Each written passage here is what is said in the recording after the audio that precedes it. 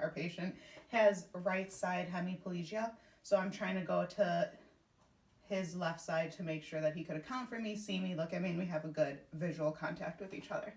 So hi, I'm Aviana. I'm going to be occupational therapist today. And today we are going to start off by putting groceries from your grocery bag into the cabinet up above. And we will talk and work through some ways, different problems that you have or different things that could come up during this time. Any questions? No questions. Okay. So I have suggested that the bag will start off on the ground, and before we stand up, you're going to go ahead and put the groceries onto the counter so it's easier for you to put them into the cabinet. Okay. So I'm going to start off with the bag on the floor. The patient is mod assist, so I will be here to support, making sure that there's no trunk and making sure that the patient's stabilized. If this doesn't go, or if she feels unsafe or unbalanced, then I will bring in some adaptations. But for right now, I'm going to try to see if these are the taller things from the bag.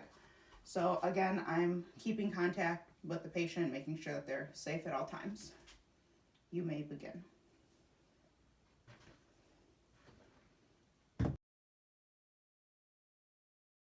The patient was able to get everything from the bag, but figuratively, if you weren't, like for example, if this was too small and you were starting to get unbalanced while bending, there are, at least in our apartment, we have these little movable counters.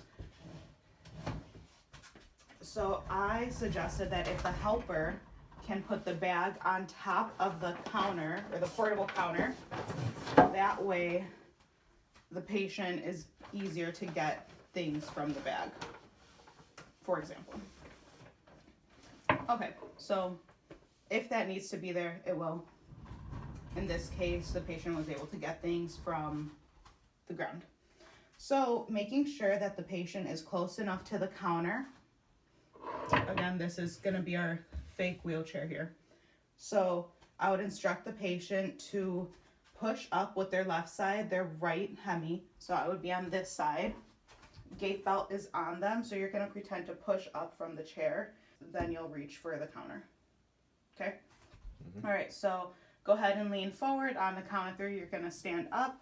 1, 2, 3, up. Good. So now go ahead and reach for the counter. So the patient is stabilizing themselves with their left side, and then I would bring their right hand, make sure it's flat on the counter, so that way the patient can stabilize themselves with their right side. Prior to all of this, we want to make sure that the counter is clear of space, so that way they have a place to put their hand, and there's no water or anything that would get in their way or be a slip risk for them. So okay, do you feel stabilized? Yes. Okay. So again, I'm here just in case, but now that you feel like you have your balance with your right side stabilizing you, then you could go ahead and start putting groceries into the cabinet.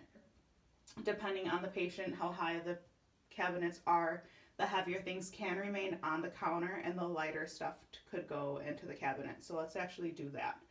So what do you think is the heavier items of these 5 things? So we have the pancake mix that will be on the counter and the big can of beans. Okay, so then the other 4 items could go into the cabinet. So go ahead and reach up and open up the cabinet. Okay, and then you could start putting them in little by little, one thing at a time. And then I would instruct the patient to just make sure that everything is within their reach. So if things have the ability, if we have the space and availability to put things closer to the front, so that way they don't have to reach forward, or depending on the depth of their cabinet. In this case, the cabinet is pretty shallow, so they're able to reach things appropriately. Are you comfortable with everything? Everything's within reach that you think you would need? Yes. Okay. So then I would go ahead and close the cabinet. All right, and then we would go back into the patient's wheelchair.